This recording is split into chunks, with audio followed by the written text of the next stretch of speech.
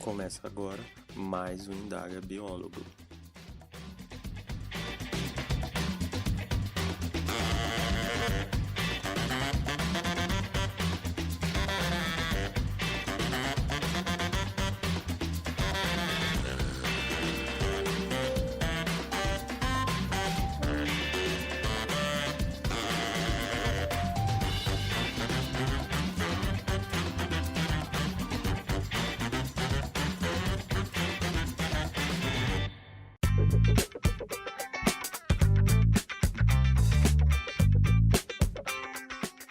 Olá pessoal, eu sou Gabriel Messias e essa é mais uma edição do Indaga Biólogo, um podcast para falarmos sobre a profissão do biólogo. Hoje eu vou estar falando com vocês sobre segurança no trabalho, especificamente sobre o uso de EPIs e normas de condutas. Tudo aquilo para a gente tomar cuidado ao trabalhar e evitar qualquer tipo de acidente. Mas antes de começar eu quero lembrar vocês que a gente tem um grupo no WhatsApp, que lá rola um bate-papo entre as pessoas que ouvem o podcast e assim como eu tô lá também. Então quem quiser participar, manda uma mensagem no inbox do Indaga no Instagram ou manda um e-mail que eu adiciono você lá. Assim como também a gente tem um boletim informativo semanal onde você recebe informações sobre a profissão, vagas de emprego, informações sobre o podcast e outras coisas. Para acessar ele, você pode se inscrever através do link que tem no nosso Instagram ou no site do podcast também. Então, sem mais enrolação, bora conversar?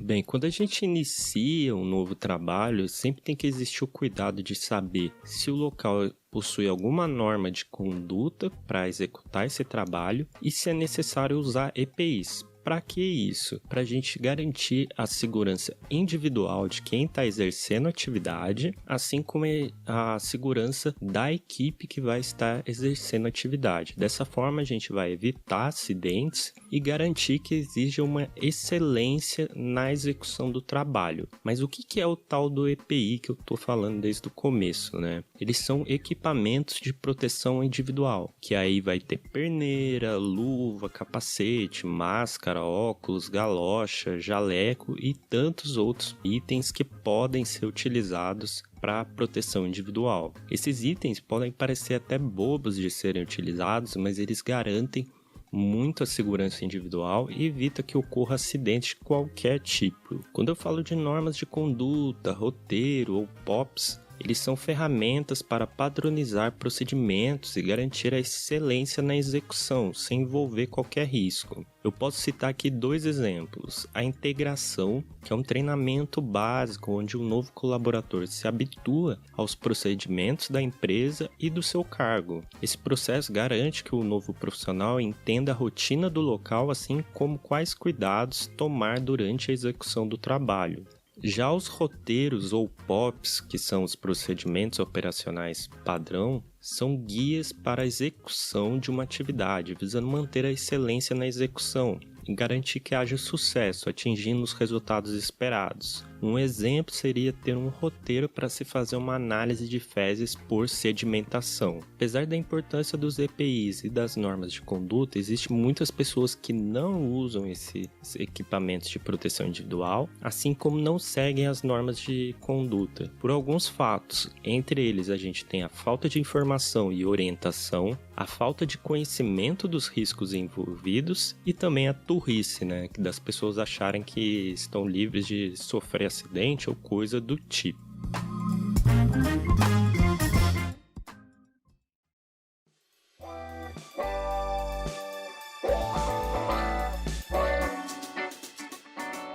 Quais são as consequências que podem acontecer se a gente não usa esses equipamentos de proteção individual ou muito menos segue as normas de conduta? Lá no grupo do WhatsApp que eu citei no começo do podcast, eu perguntei pro pessoal se alguém já tinha sofrido algum acidente ou sabia de alguém que tinha sofrido algum acidente. E eles deram alguns relatos. Eu vou ler aqui alguns dos relatos que foram colocados lá. Primeiro deles: um amigo meu estava com uma perneira improvisada. Era uma perneira com um material estranho, não sei nem explicar. E ela era menor, mas foi a única que encontramos na cidade.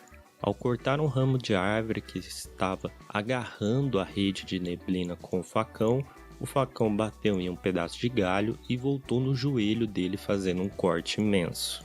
Segundo o relato, trabalhava em uma empresa de manutenção de caminhões. A empresa que eu trabalhava prestava serviço para uma usina de cana. Para entrar nessa usina precisava de integração. Eu não tinha. Fomos prestar um serviço no interior dessa empresa e como eu não tinha integração, me colocaram dentro do carro e eu entrei escondido. Infelizmente, um câmbio de caminhão caiu na minha perna. Como a empresa não sabia que eu estava lá, os próprios amigos de trabalho me socorreram e me levaram ao hospital, mas tudo escondido.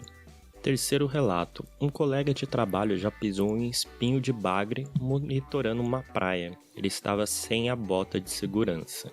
Bem, esses aí são alguns relatos de coisas que ocorrem comumente assim no dia a dia e muitas pessoas sofrem com esses problemas por falta de cuidados básicos. Eu vou adicionar aqui mais 3 casos que aconteceram comigo. O primeiro deles não envolve nenhum acidente, mas sim um risco que a gente se expôs sem perceber e depois, quando percebeu, começou a tomar mais cuidado quanto a isso. Durante minha graduação eu fazia um estágio trabalhando com pequenos mamíferos e um dos locais que a gente amostrava era uma região de mata perto a matrizes de pasto. E uma das linhas que a gente colocava de armadilhas, ela era próxima à borda da mata. Correndo a linha para a gente conferir as armadilhas, ver se tinha pego algum animal, a gente passou perto de uma árvore e nessa árvore tinha uma cascavel grande enrolada. No caso, eu que passei primeiro estava de perneira, mas depois o meu companheiro que estava junto, ele viu o animal antes de passar, me avisou depois que eu passei e aí a gente teve que dar uma pequena volta para ele passar, pois ele estava sem perneira. Então isso aí é uma coisa corriqueira, já aconteceu depois outros casos, mas esse eu me recordo bastante porque era um animal bem grande. É uma coisa que a gente não se atenta. Por exemplo, se ele tivesse passado sem prestar atenção e sem perneira, poderia já ter um acidente ofídico ali e causar um grande transtorno para todo o nosso trabalho, né? E principalmente para ele. Um segundo caso aconteceu comigo em uma trilha que a gente fazia nesse mesmo laboratório. Eu trabalhava já com médios e grandes nesse caso, em um projeto relacionado a javali, na região de Itamonte e Itatiaia. A gente distribuía câmeras traps, que são as armadilhas fotográficas para registrar médios e grandes mamíferos. A gente distribuía em uma região da parte alta do Itatiaia e tinha uma trilha lá que a gente começava de manhã e finalizava lá para o fim da tarde. Então era o dia inteiro andando, sem parar, subindo, descendo morro. E em um dia que eu lembro que foi mais pro final da campanha nossa, eu dei sorte que foi mais pro final, porque se tivesse isso acontecido no começo ia atrapalhar toda a campanha, mas foi mais pro final. E eu estava andando no começo da trilha e começou a ter uma subida. E nessa subida eu dei um passo em falso e acabei dando uma torcida no joelho. O problema disso tudo é que eu não poderia voltar, porque eu falei com o Mateiro que eu precisava voltar, que eu não ia conseguir fazer o resto da trilha. Mas o Mateiro falou que se eu tiver com aquele joelho era pior eu voltar do que eu continuar, porque a descida era muito íngreme e eu podia me machucar mais ainda. Então o que acabou acontecendo não tinha nem 1 hora de trilha, eu acabei tendo que fazer o resto da trilha lá, umas 4, 5 horas ainda com o joelho machucado. E o problema disso tudo é que eu fui atrapalhando a equipe, né? Porque a gente tinha que ir parando alguns tempo, porque eu não conseguia andar direto. Então ia parando, ia andando, parando, andando, parando, andando. E isso atrapalhou todo o procedimento daquele dia. Felizmente era o final da campanha Eu também não me machuquei de forma tão grave assim, mas naquele momento eu não conseguia me locomover tão bem. E não atrapalhou o último dia de campanha, que aí o resto da equipe conseguiu fazer sozinho, que era uma parte mais tranquila em si. Então esse é um segundo caso, o que pode acontecer com qualquer um também. E aí não envolveu a falta de EPI, mas um acidente corriqueiro que mostra os riscos que a gente tem aí. E eu me lembro que numa vez nessa trilha também, o outro colega, que era um mestrando da época, ele teve um problema com sangramento de nariz. Eu não lembro qual o motivo, mas o nariz dele começou a sangrar e a gente estava sem qualquer material para estancar aquilo. E aí eu não me lembro com o que ele improvisou, mas acabou estancando o nariz improvisado também. E acho que foi nesses dois momentos, que eu não me lembro se foi isso que aconteceu com ele, foi um pouco antes de eu machucar minha perna ou foi depois, que a gente começou a ter mais cuidado também, levar equipamento de proteção individual para evitar essas coisas. E o último relato não foi em trabalho, mas por ironia do destino, foi no momento de lazer, eu acabei tendo um acidente ofídico. O que aconteceu comigo? O meu avô, ele tem um sítio, eu estava nesse sítio com ele, junto com ele, ajudando a limpar uma cerca. Essa cerca estava com grande vegetação nela, eu fui cortando, podando com uma tesoura de poda, e numa dessas tinha um tronco perto da base da cerca. E eu estava de chinelo, sem qualquer equipamento de EPI, porque era um dia de lazer, não jamais imaginava que poderia acontecer alguma coisa. Eu coloquei meu pé sobre esse tronco e dei uma mexida. No que eu dei uma mexida, uma cobra me picou.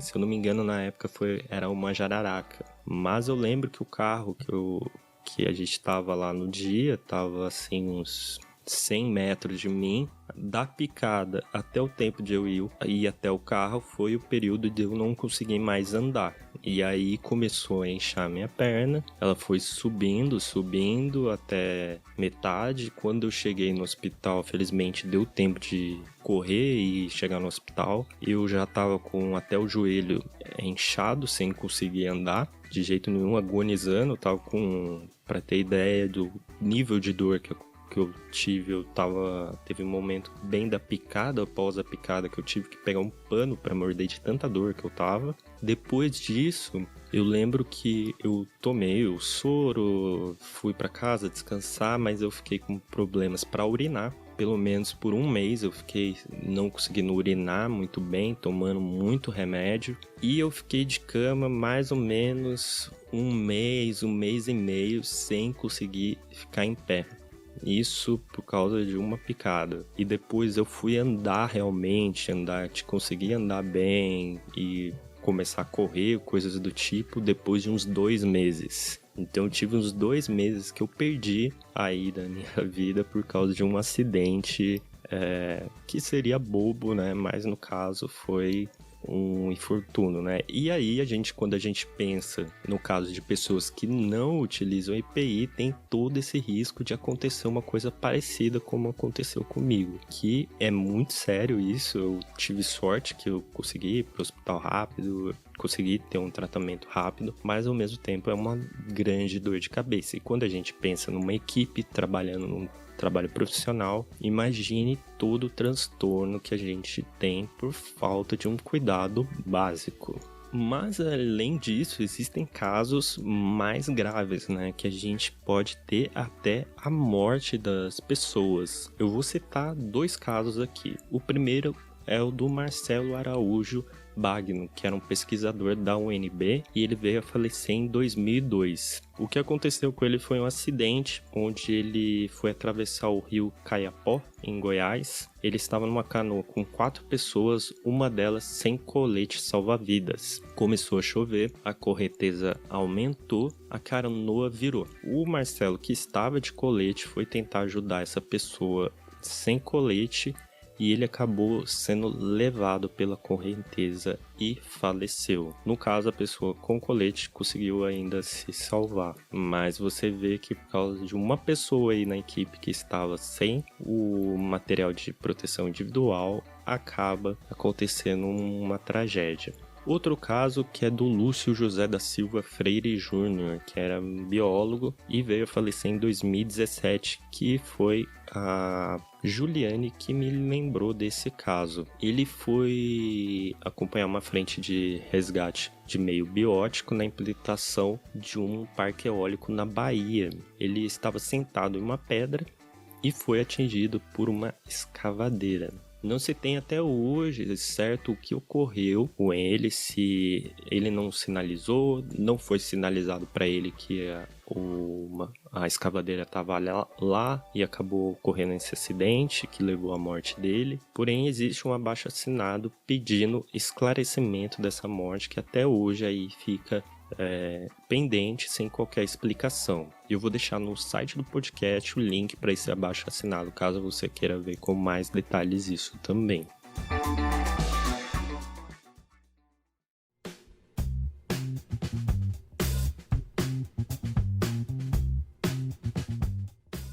Então, quando a gente começa a trabalhar, tem que ter algumas atenções quanto a essa questão de procedimentos e cuidados a serem tomados no seu ambiente de trabalho. Primeira coisa que você deve fazer quando você inicia o trabalho em algum lugar novo é perguntar se tem algum POP, se tem algum roteiro, se tem alguma norma de conduta e perguntar se eles fornecem EPI. Eu já vi muitos lugares onde você vai trabalhar e não tem um EPI básico. A empresa acaba sujeitando os profissionais a um risco total e não oferece qualquer respaldo se acontecer algum acidente. Também é fundamental perguntar se existe algum procedimento a ser feito quando ocorrer algum acidente. Por exemplo, alguém se cortou no laboratório, eu aciono tal pessoa, eu ligo para tal número para vir dar assistência ou coisa do tipo. Já ter a ideia de quais são todos os cuidados ali que deve-se ter no seu ambiente de trabalho. Outro ponto fundamental, seja humilde, né? Não inventa de ser o bonzão, de achar que é besteira usar o equipamento de proteção individual, que você conhece o lugar, que não vai acontecer nenhuma coisa, que você tem total capacidade de contornar se acontecer alguma coisa e por aí vai. Você vai estar colocando a sua vida em risco e principalmente colocando a vida dos outros em risco, sem contar que você vai estar prejudicando o trabalho da sua equipe e tantas outras questões que envolvem aí. Então, tenha sempre o cuidado de ter humildade, de ter um pouco até de medo quanto ao que você vai fazer e saber os riscos que vão estar envolvidos. Outro ponto importante, andar com um kit de primeiros socorros, independente de onde você for. Se você for fazer um trabalho de campo numa área dentro da cidade, fundamental, tem o kit de primeiros socorros. Vai fazer numa área afastada, isolada, também tenha. Saiba de todos os riscos. Vai trabalhar num laboratório, vale para ter um kit de primeiros socorros. E tenha uma conduta esperada diante de uma situação de risco, não é se desesperar. Então já planeje, se acontecer isso, eu preciso fazer isso, se eu precisar acontecer tal coisa, eu vou fazer aquilo. Sempre saiba como agir. E a primeira coisa, se acalme. O acidente pode acontecer mesmo prezando para se proteger, como foi o meu caso ali que eu falei de torcer o joelho. Porém, se acontecer, não se apavore que só piora. É a mesma coisa que aconteceu comigo também da picada. A primeira coisa que eu fiz quando eu tomei a picada é manter a calma. Porque apesar da dor que eu tava, eu sabia que se eu passasse mais desespero para as outras pessoas, elas iam ficar mais desesperadas e poderiam piorar ainda mais a minha situação e causar mais transtorno ainda. Então tem que manter a calma, mesmo que seja um grande acidente, uma coisa muito grave. Se uma pessoa não tiver calma, ela pode dificultar ainda mais o resgate ou qualquer tratamento da pessoa que foi acidentada. E eu quero deixar aqui como também uma sugestão para você, que principalmente para quem trabalha em campo, é uma sugestão do episódio do podcast Desabraçando Árvores. É o episódio 35 que chama Você Está Preparado para uma Emergência. Nesse episódio, eles falam muito sobre a questão de se preparar para coisas, como eu disse aqui, acidentes e principalmente visar a sua proteção individual e proteção da sua equipe. Então, se você tem interesse em aprofundar mais isso, começar a se atentar mais a isso, dá uma olhada nesse episódio do Desabraçando, que é muito bom e ele te abre a mente para outras coisas que, por exemplo, eu não pensava antes desse podcast. E é muito legal a gente ter esse cuidado que mostra e valoriza a nossa posição como profissional atuante nessas áreas.